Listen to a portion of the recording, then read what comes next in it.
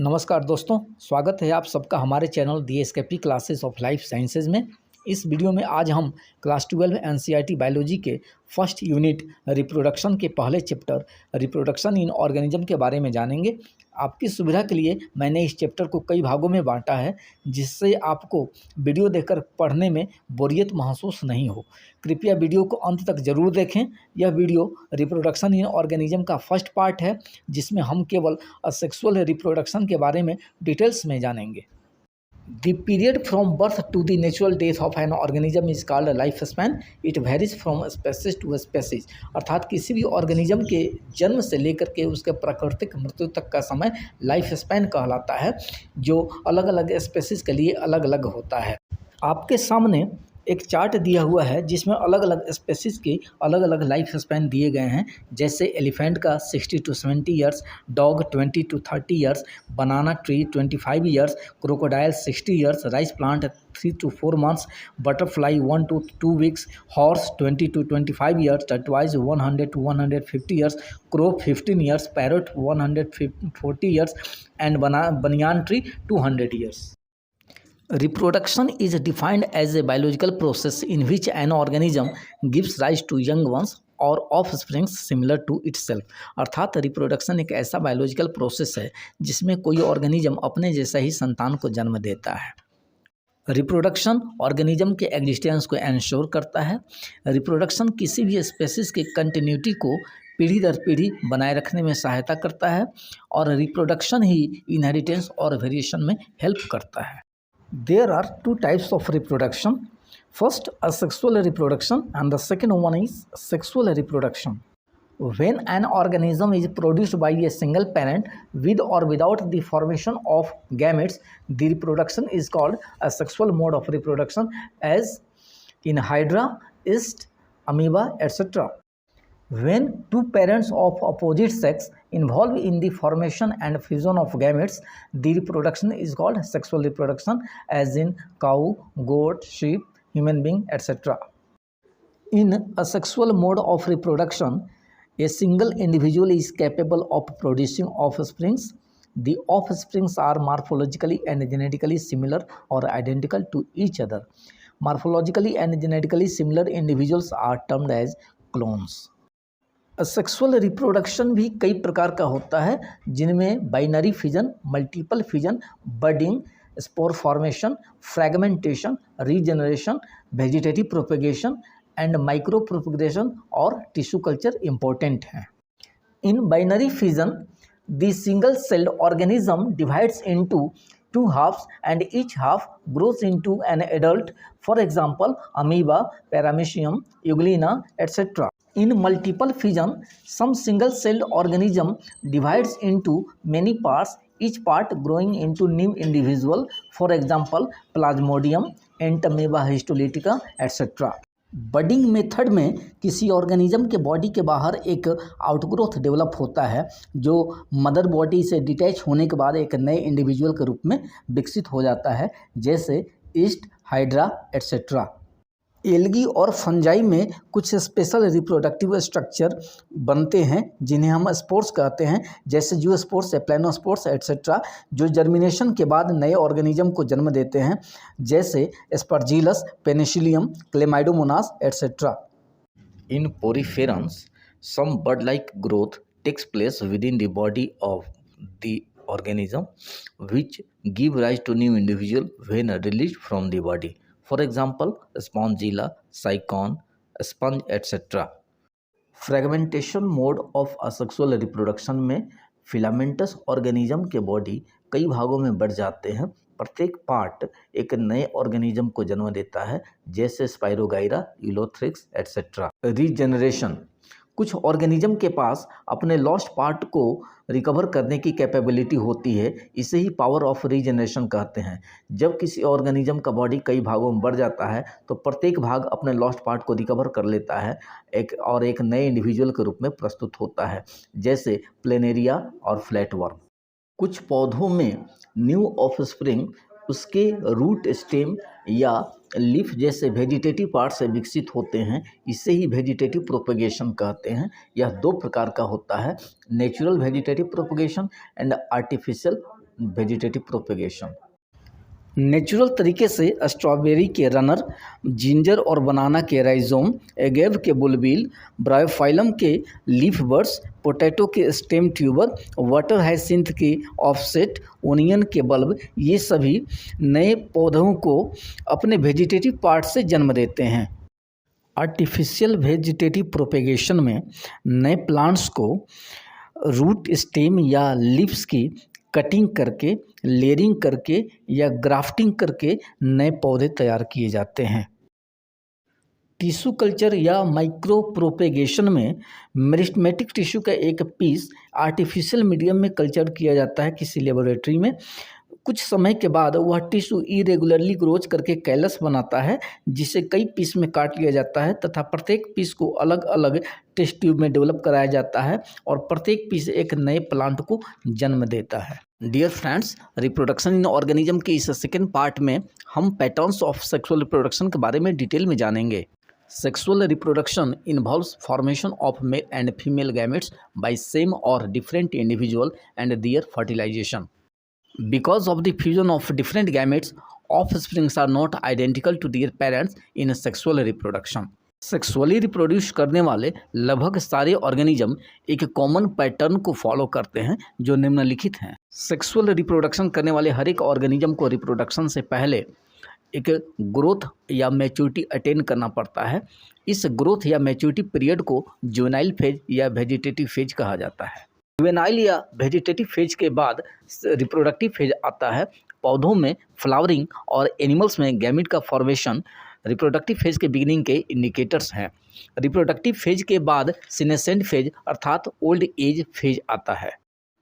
एक या दो सीजन में अपने लाइफ साइकिल को कंप्लीट करने वाले प्लांट्स में रिप्रोडक्टिव फेज और सीनेसेंट फेज को डिटरमाइन करना आसान होता है, किंतु पेरेनियल प्लांट में रिप्रोडक्टिव फेज और सीनेसेंट फेज को डिटरमाइन करना बहुत ही मुश्किल होता है। बम्बू के कुछ स्पेसीज अपने 50 से 100 सालों के लाइफ टाइम में केवल और केवल एक बार फ्लावरिंग करते हैं और वह भी बहुत अधिक संख्या में फ्रूट को प्रोड्यूस करने के बाद मर जाते हैं। स्ट्रोबिलैंथस कुंथियाना अर्थात नीला करौंजी, यह पौधा हर एक 12 साल पर खिलता है तथा मास फ्लावरिंग के कारण यह पौधा केरला, कर्नाटका और तमिलनाडु के हिली एरिया को अपने ब्लू स्ट्रेच में बदल देता है, जिसे देखने के लिए प्रत्येक साल बहुत बड़ी संख्या में टूरिस्ट आते हैं। सेक्सुअल रिप्रोडक्शन के पैटर्न में हम पाते हैं कि जो बर्ड्स नेचर में फ्री रहते हैं जैसे स्पैरो, पैरट, क्रो, ये सभी एक सीजन के अनुसार अंडे देते हैं, किंतु जो बर्ड्स कैप्टिविटी में रहते हैं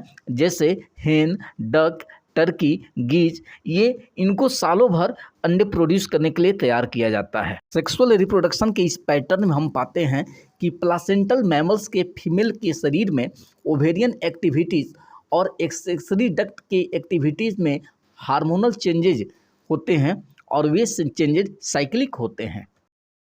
नॉन प्राइमेट मैमल्स जैसे काऊ, गोट, शीप, डियर, टाइगर, डॉग, इन सभी में साइक्लिक चेंजेस को एस्ट्रस साइकिल के नाम से जानते हैं, जबकि प्राइमेट मैमल जैसे मंकी, एप और ह्यूमन्स बीइंग में साइक्लिक चेंजेस को मेंस्ट्रुअल साइकिल के नाम से जाना जाता है। कुछ मैमल्स में साइक्लिक चेंजेज एक पार्टिकुलर और फेवरेबल सीजन में कंप्लीट होता है, ऐसे मैमल्स को सीजनल ब्रीडर कहा जाता है, तथा कुछ मैमल्स सालों भर रिप्रोडक्टिवली एक्टिव रहते हैं, ऐसे मैमल्स को कंटिन्यूअस ब्रीडर कहा जाता है। रिप्रोडक्शन इन ऑर्गेनिज्म के तीसरे पार्ट में आज हम इवेंट्स ऑफ सेक्सुअल रिप्रोडक्शन के बारे में डिटेल में जानेंगे।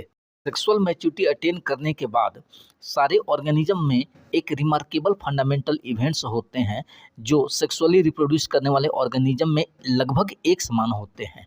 सुविधा के लिए इन इवेंट्स को हम लोग 3 भागों में बांटते हैं। पहला प्री फर्टिलाइजेशन इवेंट्स, दूसरा फर्टिलाइजेशन इवेंट्स और तीसरा पोस्ट फर्टिलाइजेशन इवेंट। गैमिट के फ्यूजन से पहले होने वाले जितने सारे प्रोसेसेस हैं उन सब को प्री फर्टिलाइजेशन इवेंट्स कहा जाता है। प्री फर्टिलाइजेशन इवेंट्स में 2 प्रोसेसेस होते हैं, एक गैमिट फॉर्मेशन और दूसरा गैमिट का ट्रांसफ़र। गैमिट के फॉर्मेशन को गैमेटोजेनेसिस कहते हैं तथा गैमिट के ट्रांसफ़र को पोलिनेशन या इंसेमिनेशन के नाम से जाना जाता है। सेक्सुअल रिप्रोडक्शन करने वाले प्लांट्स और सेक्सुअल रिप्रोडक्शन करने वाले एनिमल्स में मेल गैमेट और फीमेल गैमेट अलग अलग होते हैं, इसलिए उनमें गैमेटोजेनेसिस अलग अलग नाम से जाना जाता है। प्लांट्स में मेल गैमीट को एंथेरोजोइट्स या माइक्रोस्पोर कहते हैं, इसलिए माइक्रोस्पोर फॉर्मेशन के प्रोसेस को माइक्रोस्पोरोजेनेसिस कहा जाता है। तथा प्लांट्स में फीमेल गैमीट को मेगास्पोर कहते हैं, इसलिए मेगास्पोर बनाने के प्रोसेस को मेगास्पोरोजेनेसिस कहा जाता है। एनिमल्स में मेल गैमीट को स्पर्म कहते हैं, इसलिए स्पर्म फॉर्मेशन के प्रोसेस को स्पर्मेटोजेनेसिस कहा जाता है। तथा एनिमल में फीमेल गैमीट को ओवम या एग कहते हैं, इसलिए एग या ओवम बनाने के प्रोसेस को oogenesis के नाम से जाना जाता है। मेल गैमीट और फीमेल गैमीट यदि अपीयरेंस में एक समान दिखते हों तो ऐसे गैमीट्स को होमोगैमीट्स या आइसोगैमीट्स कहा जाता है, जैसे mail and female gametes of Cladophora algae. यदि मेल गैमीट और फीमेल गैमीट मॉर्फोलॉजिकली डिस्टिंक्ट हों तो ऐसे गैमीट्स को हेट्रोगैमीट्स कहा जाता है, जैसे फ्यूकस या ह्यूमन बींग। कुछ ऑर्गेनिज्म जैसे मोनेरा, फंजाई, एल्गी और ब्रायोफाइट्स के पेरेंट बॉडी हैप्लॉइड होते हैं, उनमें gamete formation mitotic cell division से होता है। लेकिन टेरिडोफाइट्स, जिम्नोस्पर्म, एंजियोस्पर्म और बहुत सारे एनिमल्स में पेरेंट्स बॉडी डिप्लॉयड होता है और उनमें गैमीट का फॉर्मेशन मियोटिक सेल डिवीजन से होता है। डिप्लॉयड सेल्स जिनमें मियोटिक सेल डिवीजन होता है, ऐसे डिप्लॉयड सेल्स को मियोसाइट्स या गैमीट मदर सेल्स कहते हैं। इनमें नंबर ऑफ क्रोमोसोम्स 2 सेट्स में होते हैं। मियोटिक सेल डिवीजन के अंत में हाफ सेट ऑफ क्रोमोसोम्स प्रत्येक गैमीट में पहुंचते हैं, इसलिए गैमीट्स हैप्लॉइड होते हैं। जिन प्लांट्स में मेल एंड फीमेल दोनों रिप्रोडक्टिव स्ट्रक्चर्स प्रेजेंट होते हैं उन्हें हम लोग बाइसेक्सुअल, मोनोएसियस या होमोथैलिक के नाम से जानते हैं, जैसे कुकरबिट्स एंड कोकोनट्स। जिन प्लांट्स में केवल मेल या केवल फीमेल रिप्रोडक्टिव स्ट्रक्चर प्रेजेंट होते हैं, ऐसे प्लांट्स को यूनिसेक्सुअल प्लांट्स या डायोसियस या हेटेरोथैलिक कहा जाता है, जैसे papaya, date palm etcetera. Unisexual plant में फ्लावर्स या तो मेल होंगे जिन्हें स्टेमिनेट कहा जाता है या फीमेल होंगे जिन्हें पिस्टिलेट कहा जाता है। एनिमल्स में बहुत सारे एनिमल्स यूनिसेक्सुअल होते हैं, लेकिन कुछ एनिमल्स जैसे leech, tapeworm, earthworm, sponge etcetera ये बाइसेक्सुअल होते हैं और इन्हें हर्माफ्रोडाइट भी कहा जाता है। प्री फर्टिलाइजेशन इवेंट का सेकेंड प्रोसेस गैमीट ट्रांसफ़र है, जिसमें मेल एंड फीमेल गैमीट को फर्टिलाइजेशन के लिए एक दूसरे के नज़दीक आना होता है। इसके लिए एक मीडियम की जरूरत पड़ती है। एल्गी और ब्रायोफाइट्स में यह मीडियम वाटर होता है। गैमीट ट्रांसफ़र के क्रम में बहुत सारे मेल गैमीट फीमेल गैमीट तक नहीं पहुंच पाते हैं तथा लॉस्ट हो जाते हैं। उनके इस लॉस को कंपेंसेट करने के लिए मेल गैमीट बहुत अधिक संख्या में प्रोड्यूस होते हैं। फ्लावरिंग प्लांट्स में फीमेल गैमीट तक मेल गैमीट के ट्रांसफ़र को पॉलिनेशन कहते हैं तथा एनिमल में इस प्रोसेस को इंसेमिनेशन के नाम से जाना जाता है। इसके बारे में हम लोग अगले चैप्टर में डिटेल में जानेंगे। फर्टिलाइजेशन इवेंट यह सेक्सुअल रिप्रोडक्शन का मोस्ट वाइटल इवेंट है, जिसमें मेल गैमीट और फीमेल गैमीट का फ्यूजन होता है। Male gamete and fusion gamete के फ्यूजन को फर्टिलाइजेशन या सिनगैमी के नाम से भी जाना जाता है। कुछ ऑर्गेनिज्म जैसे टर्की, रोटीफर्स, हनी बी और कुछ लिजार्ड में फीमेल गैमीट के फर्टिलाइजेशन के बिना ही अनफर्टिलाइज्ड फीमेल गैमीट से नए यंग वंश का जन्म होता है। इस प्रोसेस को पार्थिनोजेनेसिस कहते हैं। बिना फर्टिलाइजेशन के यंग वंश का जन्म यदि प्लांट में हो तो इस प्रोसेस को पार्थिनोकार्पी के नाम से जाना जाता है। फर्टिलाइजेशन 2 प्रकार का होता है। यदि male gamete and female gamete का फर्टिलाइजेशन ऑर्गेनिज्म के बॉडी के बाहर हो तो ऐसे फर्टिलाइजेशन को एक्सटर्नल फर्टिलाइजेशन कहते हैं, जैसे बोनी फिशेज एंड एम्फीबियंस। यदि male gamete and female gamete का फर्टिलाइजेशन ऑर्गेनिज्म के बॉडी के अंदर हो तो ऐसे फर्टिलाइजेशन को इंटरनल फर्टिलाइजेशन कहते हैं, जैसे reptiles, birds, mammals and flowering plants. Fertilization event के बाद पोस्ट फर्टिलाइजेशन इवेंट आता है, जिसके अंदर 2 प्रोसेसेस होते हैं। पहला जाइगोट फॉर्मेशन और दूसरा embryo development, embryogenesis. Male and female gamete के फ्यूजन से बनने वाला डिप्लॉयड सेल जाइगोट कहलाता है। प्रत्येक सेक्सुअली रिप्रोड्यूसिंग ऑर्गेनिज्म अपने लाइफ की शुरुआत सिंगल सेल्ड जाइगोट से ही करता है। जाइगोट का एम्ब्रायो में डेवलपमेंट एम्ब्रायोनिक डेवलपमेंट या एम्ब्रायोजेनेसिस कहलाता है। एम्ब्रायोजेनेसिस के दौरान जाइगोट के अंदर cell division and cell differentiation होता है। सेल डिफरेंशिएशन के माध्यम से ही स्पेशलाइज्ड टिश्यू या ऑर्गन का डेवलपमेंट होता है। एम्ब्रायोनिक डेवलपमेंट के आधार पर एनिमल्स को ओविपेरस या विविपेरस कहा जाता है। ओविपेरस अर्थात एग लेइंग एनिमल्स तथा विविपेरस जो बच्चे को डायरेक्ट जन्म देते हैं। ओविपेरस एनिमल्स जैसे रेप्टाइल्स एंड बर्ड्स ये अंडे देते हैं, जिनका अंडा कैलकेरियस सेल से कवर्ड होता है और एक इंक्यूबेशन पीरियड के बाद ये अंडे हैचिंग करते हैं, जिससे नए यंग वंस प्रोड्यूस होते हैं। विविपेरस एनिमल्स जैसे मैमल्स में जाइगोट मदर की बॉडी के अंदर ही यंग वंस के रूप में डेवलप होता है तथा एक सर्टेन ग्रोथ के बाद यंग वंस मदर की बॉडी से बाहर आते हैं। प्रॉपर एम्ब्रियोनिक केयर और प्रोटेक्शन की वजह से ही विविपेरस के जो यंग वंस होते हैं उनके सर्वाइवल के चांसेस ओविपेरस की अपेक्षा अधिक होता है। फ्लावरिंग प्लांट में ओव्यूल के अंदर जाइगोट का फॉर्मेशन होता है। यही जाइगोट एम्ब्रियो के रूप में डेवलप होता है और ओव्यूल सीड के रूप में डेवलप कर जाता है तथा ओवरी फ्रूट के रूप में डेवलप कर जाता है। फ्रूट अपने चारों ओर एक प्रोटेक्टिव वॉल बनाता है, जिसे पेरिकार्प कहते हैं। फेवरेबल कंडीशन आने पर सीड नए प्लांट्स को जन्म देते हैं तथा यह चक्र आगे की ओर चलता रहता है। सामने एक चार्ट देख रहे हैं जिसमें फर्टिलाइजेशन और डेवलपमेंट को एक साथ जोड़ करके रखा गया है। External fertilisation and external development, external fertilisation and internal development, internal fertilisation external development and internal fertilisation internal development. Dear friends, इस वीडियो में बस इतना ही। Thank you very much for watching my video. यदि आप मेरे चैनल पर पहली बार हैं तो कृपया मेरे चैनल को सब्सक्राइब करें, लाइक करें, शेयर करें और बेल आइकन बटन दबाना ना भूलें, जिससे मेरे आने वाले वीडियोज़ के लेटेस्ट अपडेट आप तक सबसे पहले पहुँचे।